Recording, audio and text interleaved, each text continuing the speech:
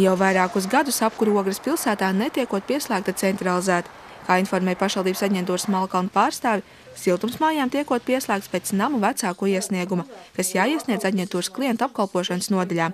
Šobrīd jau esot pieslēgtas 30 mājas. Ogres daudzdzīvokļu mājās ir iebūvēti individuālie siltummezgli. Tas nozīmē, ka pat vasaras laikā, ja grib, cilvēks var ņemt un pieslēgt apkuri. Tas, protams, vairāk kā joks, bet kārtība ir sekojoša. Tiešām jāskatās komforta līmenis mājās, jo mājas ir ļoti dažādas. Paneļu mājās vēl joprojām pat ir diezgan kolēģiem aprunājos silts, bet tās saucamās vecās mājas, kas ir celtas 60. gados, pārsvarā baltās ķieļmājas, viņās ļoti drēgnas jau.